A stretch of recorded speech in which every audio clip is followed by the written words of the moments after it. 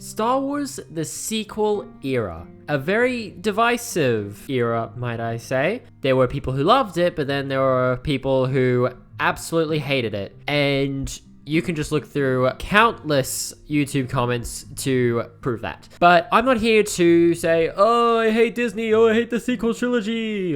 No, because I don't. What I'm here to do is offer to show ideas that could expand the Star Wars sequel era a bit more, because there's still a chance to expand this era a little bit and give it a bit of a sandbox. Here are my ideas, and we'll explore that in Chapter 2. So instead of retconning, let's see what we can at least do to solve some of these issues that the sequel trilogy had. And while this won't obviously solve every problem in the sequel trilogy, it will definitely solve some. And when I say problem, I mean plot holes. So what we're going to start with is a show that explains how Lando was able to find this citizen's fleet. This show will show how the people are living under the First Order, and we'll truly get to see the First Order's sheer brutality. And by the end of the show, we'll see people from across the galaxy be inspired to fight against the First Order thanks to our protagonist, who will probably lead a rebellion or something like that. And we'll get to see all kinds of planetary defense forces along the way as well.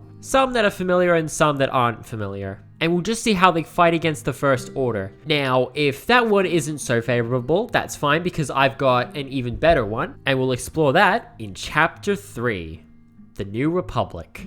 Now for this show, I actually have a lot more to say about this show. We are going to have a big Clone Wars-like show. Because if you think about it, every other era has something like the Clone Wars.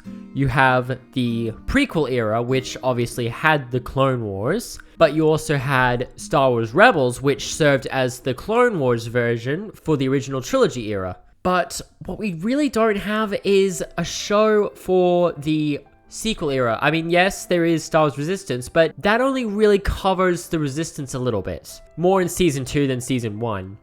Season 1 does a good job of setting up the First Order's attack on Hosnian Prime, but it doesn't do that much for the Star Wars galaxy unlike Season 2. So what we're going to do is make this era unique by having two Clone Wars-like shows in its era, which its second one, obviously, will be The New Republic, as I hinted at earlier in this video. This show will be set between The Last Jedi and The Rise of Skywalker, while getting some flashbacks to around The Force Awakens and whatever came before that, just to see how The New Republic crumbled the way it did. And we'll have 2 to 3 seasons exploring what The New Republic was doing during the time of the First Order. Instead of just the New Republic disbanding their government, which they still will, but those will just be all the senators, picking apart the New Republic task force. However, there will still be a somewhat big New Republic fleet with Mon Calamari cruisers, Nebulons, CR-90 corvettes, some hammerheads, and some newer, smaller and bigger cruisers,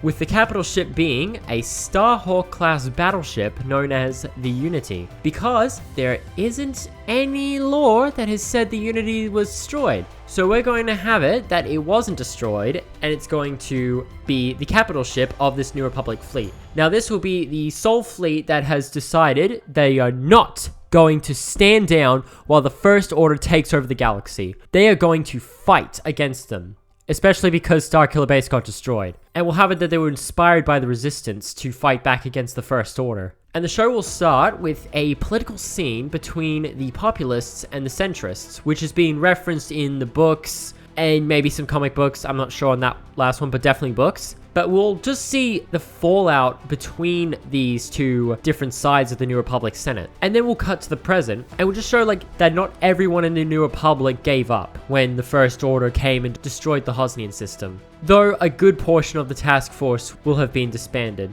And we'll see big battles here and there throughout each season with Resurgent class Star Destroyers and new First Order ships from the comics, and just new First Order ships we've never seen before in any sequel material. Because I want to give the idea that there were other things going on in the galaxy besides the Resistance being chased and occasionally fighting a small looking First Order with big giant ships. And besides that, we'll see familiar planets like Kuat, Corellia, Fondor, Mon Calamari, and just other familiar planets too, but we'll also see new planets as well. Then, by the end of the show, The big climax can result in a battle at the Kuat Drive Yards, with the New Republic having an all-out fight against the large First Order fleet. And the only reason the New Republic are going there will be because they find out that Kuat has the last remaining Executor-class dreadnought in storage. And it was just a ship that ended up missing the scrapping phase due to the distraction of political fallout within the New Republic, and just with Thrawn coming in to attack the New Republic. I'm assuming that's what's going to happen in Dave Filoni's upcoming movie. But anyways, let's get back to this show. Besides an Executor, there'll also be small other ships there too, just to raise the stakes and importance of this climax. Then, by the end of the show, the New Republic will win, and unfortunately we'll have to kill some of our darlings and lose some of these protagonist characters that we will end up loving, but they will be killed, sacrificing themselves for not just the New Republic or the Resistance, but for the galaxy. And then by the end of the show, we'll have Lando Calrissian come to ask this New Republic fleet for their help, and then the general, whoever it will be, will say yes, of course. And we'll see them prepare some of their forces to go to Exegol, while the rest of their forces stay to wipe out what's left of the First Order, but not only wipe out the First Order, but to continue to help people across the galaxy, bringing peace and prosperity after the fall of the Sith and the rise of the new Jedi Order. And there you have it. Now, after actually talking about the New Republic show, I don't even think we need a Citizens Fleet show.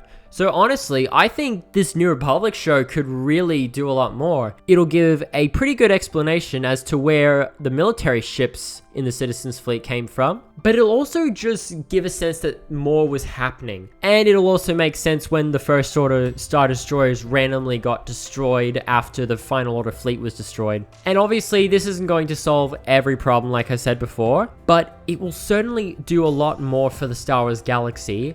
And it might just change people's opinions on the sequel trilogy just a little bit. Even if not fully, I think they will come to appreciate this show at least. But what do you guys think? Do you like my two shows that I laid out? Especially the New Republic show? Or is there something else you would like to see within this era? Please let me know down in the comments below, and thank you guys so much for watching. Keep rewriting, and I'll see you guys next time on Star Wars Rewrites. See you guys next time.